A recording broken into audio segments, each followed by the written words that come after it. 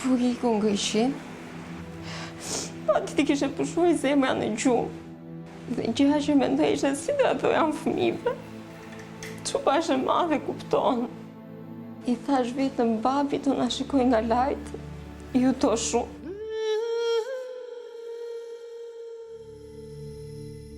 Ai ishte shumë i mirë.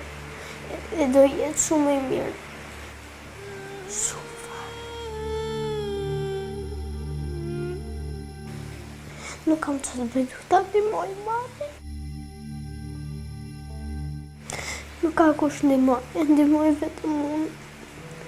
Edhe pse jam pak e vogël për të mbajtur vëllën, jam fëmijë për vete, e mbaj. Nuk jam ankuar kur që nuk dua ta mbaj.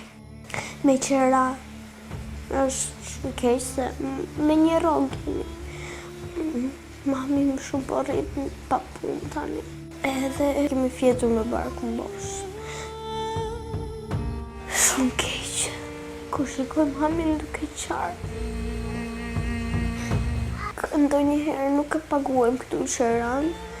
Edhe shikoj mamin që çdo herë rrini futet thellë në mendime dhe hutoj dhe i them, çfarë ke mami? Ka ndonjë gjë të lutem ma thon mua, mos më mba sekret.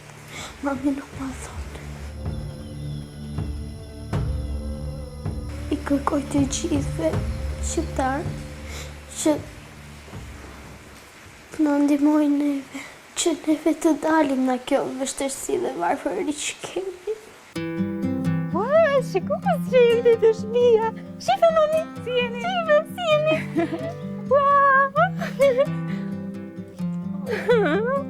Qa bon t'i shpirt kur mami shkon në punë? Që të sigurohet të ardhura për t'ju ushqyrja? Përpiqem të mbaj fare. Kërkon shumë gjëra, se është i vogël dhe nuk kupton.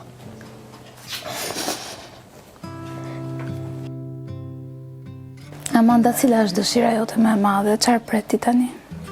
Dëshira ime më e madhe është të kem edhe unë një jetë si të gjithë fëmijët e tjerë. Të kem dhomën time.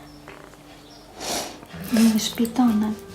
Nuk kam dëshirë të shpëtoj në kjo varfër.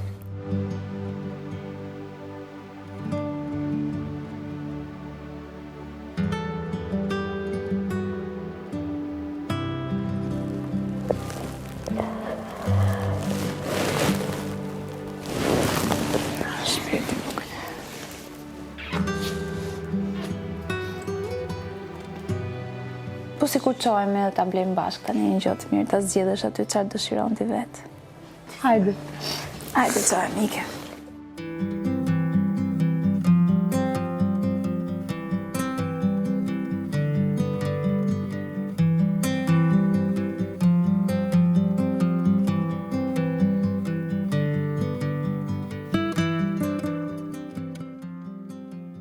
Shqiptarët kanë dëgjuar lutjet tuaja dhe kjo është shtëpia juaj.